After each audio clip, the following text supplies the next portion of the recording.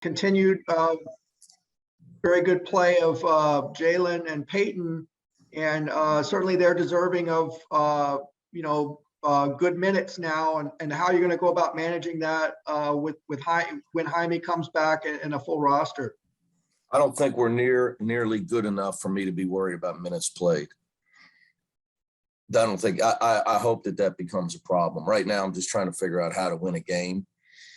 We're 1-2 in our last two, and they were both at home. So that would be my answer to that. But it's exciting that both of those guys are improving because they're our two best athletes. And I think that it's shades of weakness of ours at times with our lack of athleticism on the court. So long term, for us to get where we want to go, I think that both those guys are going to have to be factors for us. They're going to have to be able to be trusted to be out there and be solid on both ends of the floor and use their athleticism. Because you run into certain games, certain teams where we're going to need to be able to match up. And then one quick follow-up, Jalen's offensive explosion the first half, did that surprise you at all, or could you see his development in that area of his game coming? Well, again, I thought he played really well. Having played a little bit, you and I have different versions of explosion. But he has worked extremely hard on shooting the ball. And back to what I was trying to say, and we were rushed for time after the game. I told you in the preseason, he was our most improved player. And the concussion happened. Then he got horribly sick. Then we got shut down for COVID. So like his whole, non-conference season got messed up. So hopefully he can stay healthy here and will not because what you saw in the Oregon State game was how he was playing in the preseason. So I think that could be huge for us going forward. Mike Regalado, go ahead.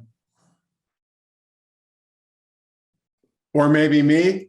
Hey, Mick, this is Tracy. There's Tracy. Hey, how you doing? What's up, man? Going into this game, going into Utah, how dangerous is a team like this? I mean, they're in last place in the Pac-12. They haven't won in about a month. Literally, how do you go into that game and make sure your team's focused?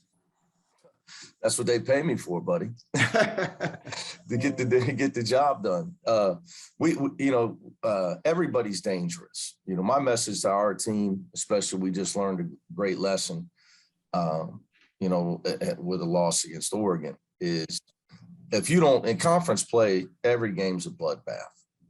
So if you don't come ready to play from the opening tip, you give another team confidence, as Mike Tyson, Buster Douglas, man.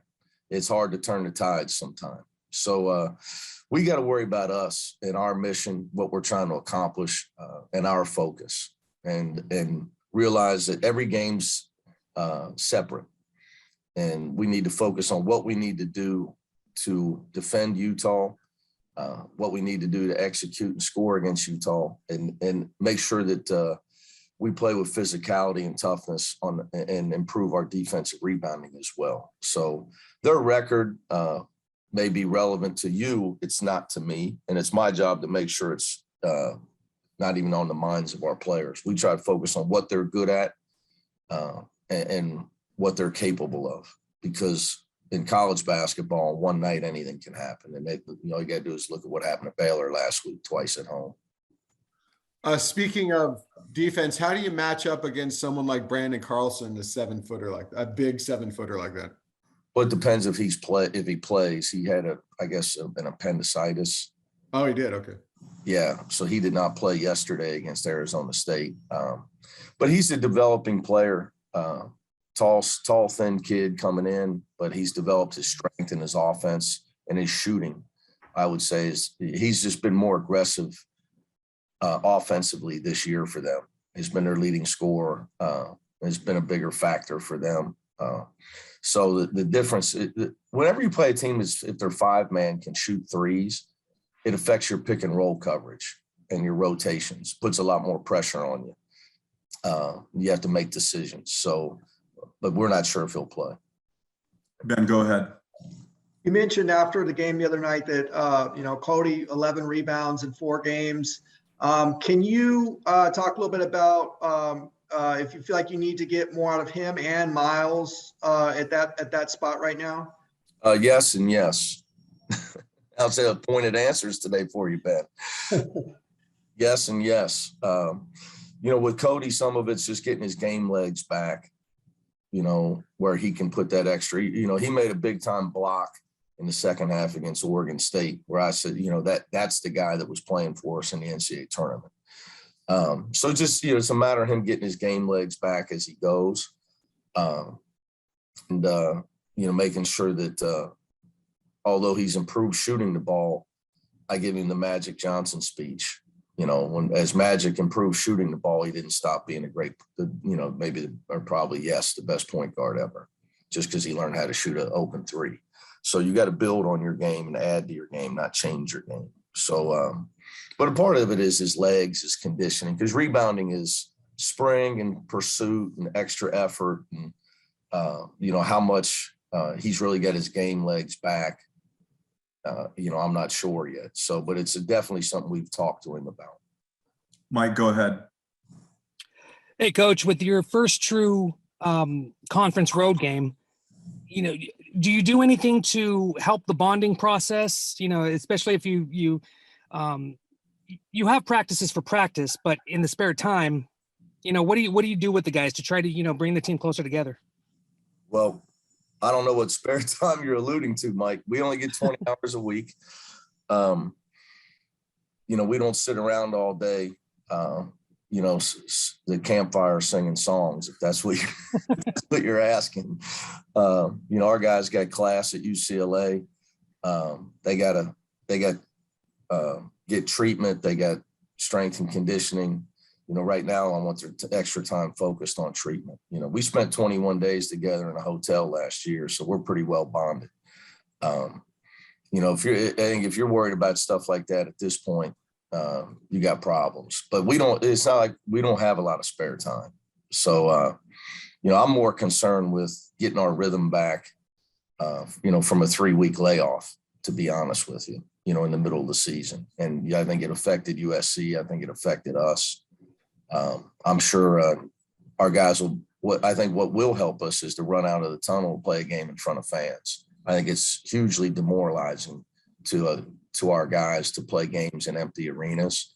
And there's 80,000 people at the Rams game yesterday.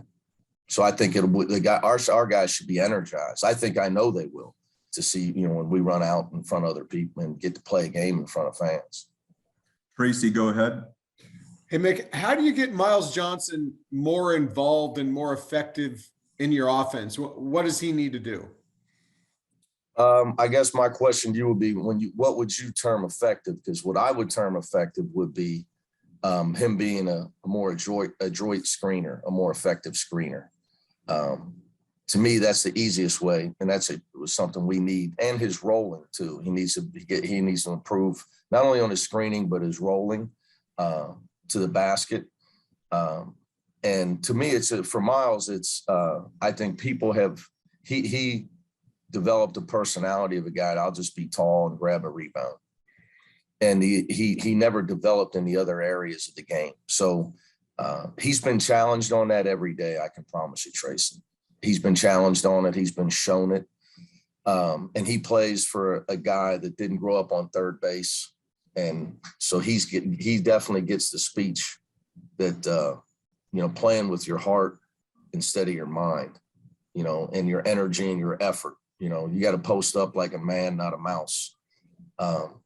He's getting all that stuff. I promise you. Ben Bulch, go ahead. Just want to ask about the status of Jaime, David, and Kenneth. Hold on, you hit me with a lot of guys. Jaime, much improved. Hopefully, we'll see how he is. We're getting ready to practice, so hopefully he'll be able to go full go. David, I would, I'm hoping that he'll be ready for Thursday, but I don't have that answer.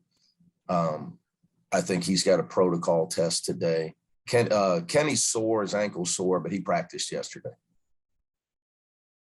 And then to follow up on Miles, his roles kind of changed with Cody coming back. Do you think maybe that's had any impact on what he's done the last couple of weeks? No, I don't think so. I think, it's the same with Miles. Getting him to exercise implementing his size on every possession, whether it's on the backboard, the defensive end. Like, to me, he should block more shots.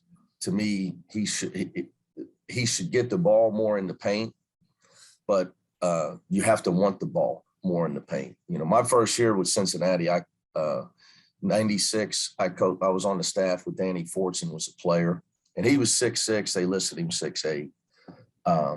But I can promise you he got the ball. He got the ball. And it was because of the way he rolled, the way he posted, the way he went after the ball. It was a personality thing. So really that's what I'm trying to help transform with Miles, that he wants to have a basketball career. He's got to challenge himself, because he's got to get outside cerebral Miles. And he's just got to play with his heart and his energy and fight and fire. Can't be a nice guy. So his nice guy, and he's such a nice guy, and his intellect, I think, is hurting him in basketball. Sam Cronin, go ahead. Hey, Coach, you were talking about how maybe the guys are a little demoralized playing in the empty stadiums, empty arenas. Is that something that you talk about in meetings and film study and anything? And do you have to maybe push them a little harder when you do play at home when it's empty or somewhere else that's empty? What I have to remind them of, I try to always use things as a teachable moment, Sam. And for instance, we have guys that are in the NBA next year. And what they're going to find out is the coach may not even speak to them if they're sitting on the bench as 12th man. And teammates may not even talk to them. That the real world isn't fair. And how are you going to react to that? You're going to go into a shell. You're going to start hanging out late at night, doing things you shouldn't do, feeling sorry for yourself. So this is just one example of something that hasn't gone our way. What are we going to let it affect us? Because that's how life is. The people that persevere in life are the people that are able to fight through much tougher problems than no fans at games. They can fight through a lot harder things going on around them, and extenuating circumstances, be it tragedy, sickness, health, loss, whatever, personal loss. So, but our guys, I always try to relate it to what's going to happen to them when they try to play professional, wherever that may be. They could be playing somewhere where the coach is drinking vodka, smoking a cigarette, and doesn't speak English. I've had, a lot of guys play for me, and they're going to have to deal with that. They might have to, deal with all kinds, and I present all the realities of examples that guys that have played for me go through. So you can't let it affect you. You got to control your effort. You got to control your attitude, and we got to stay focused on our mission and not let that become a distraction, because whoever came up with the term excuses are for losers was brilliant. And I believe in that. So, to me, you either get the job done or you die trying. That's how I look at it.